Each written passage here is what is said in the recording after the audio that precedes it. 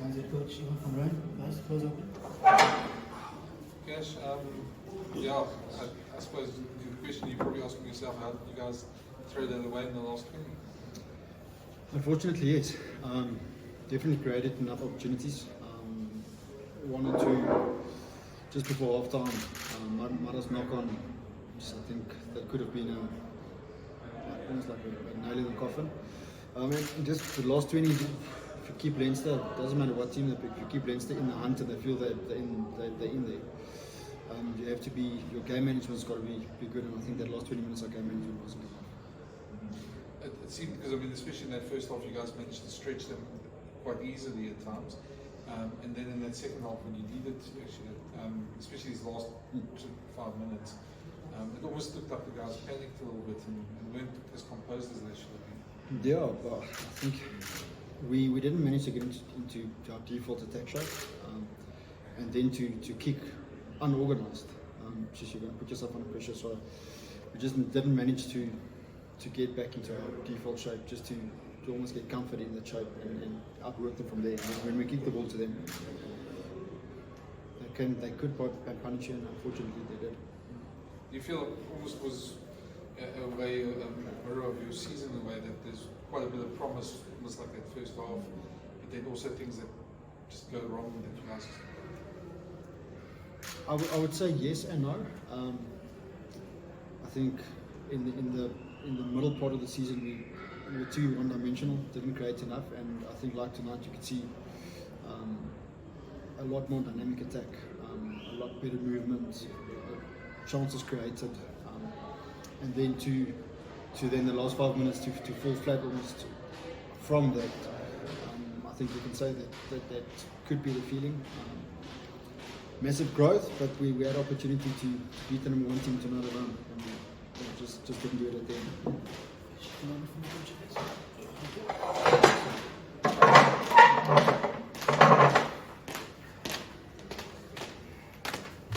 Let Morris sit down before I ask the question.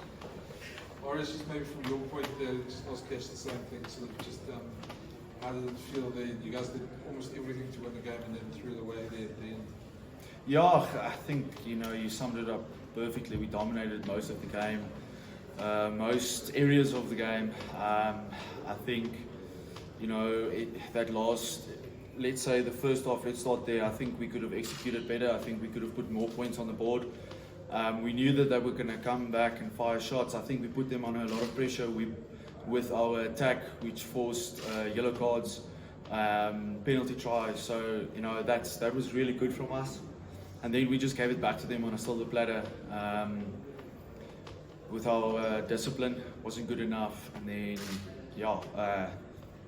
just not good enough in that aspect. And then I think that's what obviously sums it up for me. Did you feel a shift in that sort of last 20? You guys had quite a few penalties against you in that time, and obviously it's difficult to cover when you're penalty fault.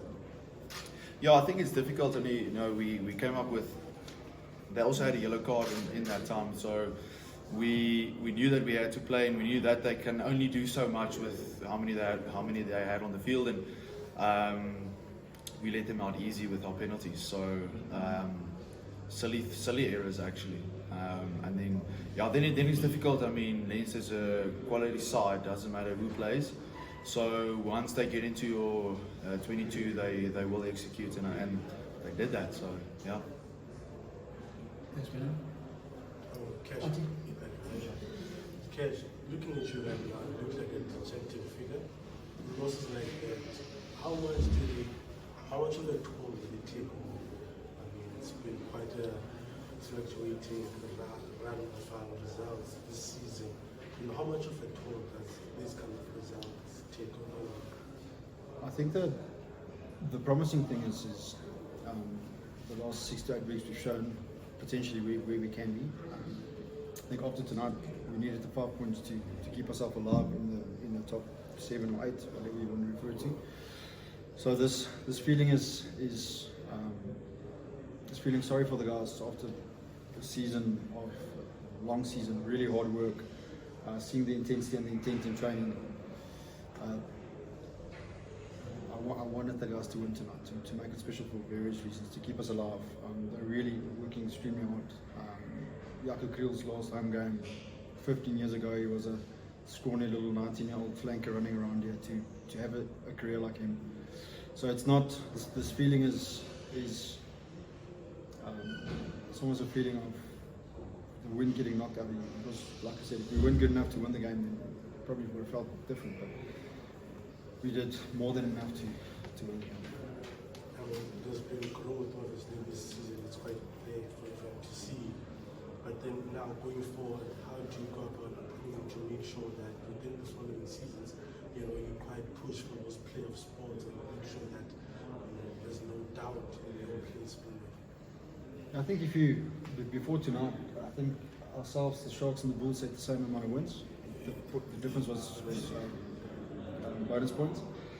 And there was a period of about 5-6 games where we didn't get one bonus point. And that's what I said earlier, is we didn't play dynamic enough rugby or flowing enough rugby to get bonus points and score 4 tries. If you lose, it's like this, 2, 3, 4, 5 points. So when we lost in one patch in the season, we lost quite badly. So I think, again, hats off to the guys to turn it around, to score 4, 5, 6 tries per game. I think that we've really averaged a lot of tries the last 8 games. And then it's just, like I said, game management, under pressure, the 1 or 2 decisions. I don't think we conceded 1 penalty in about 50 minutes. And then to concede 4 or 5 in a row, like Mara said, silly penalties, is the point of difference sometimes. So that accumulation of all those small little things, as sore as it is now, we're really excited of where we are with the team, where we're going with the team, areas of growth, and we're really excited for next season. At one stage, I don't think we were good enough to beat the other South African teams, and at this stage I think we can be really competitive.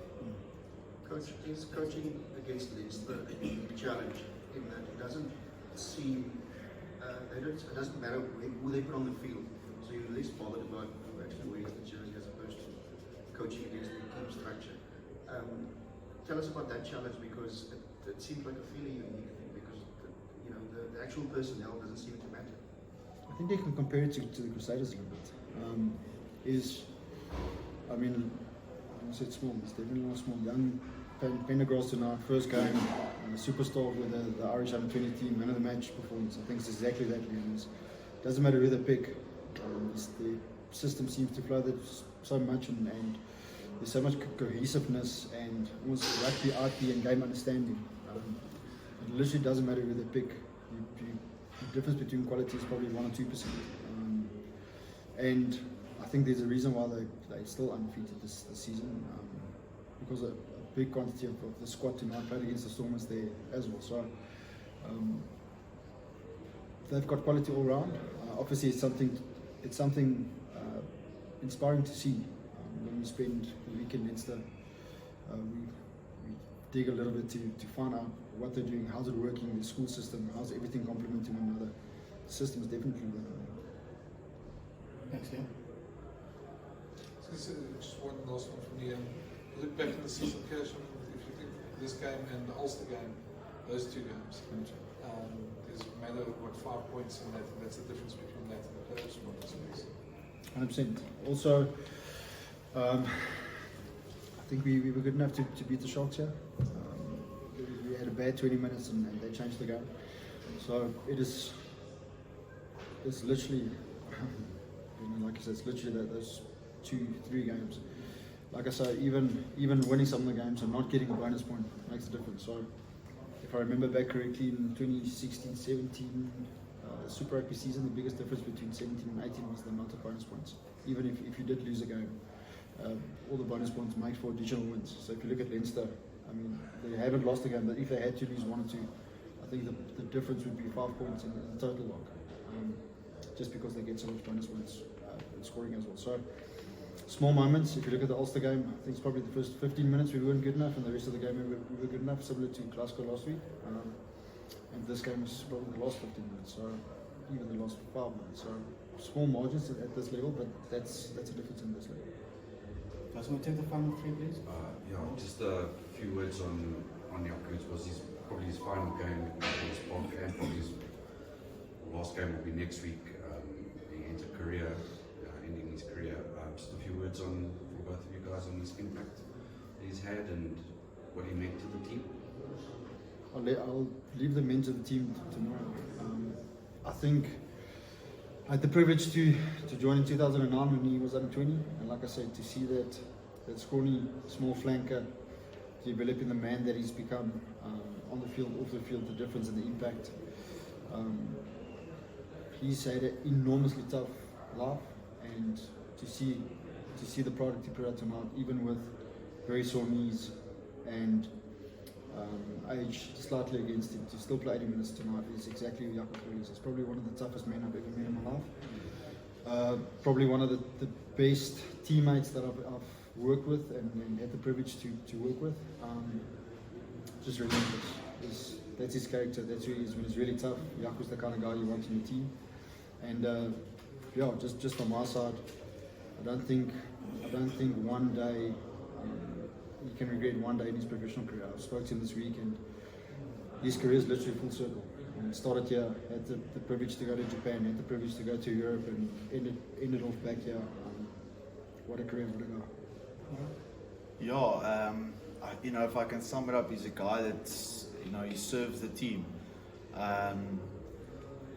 You know, he always, I don't remember one day coming in where he hasn't had a smile on his face.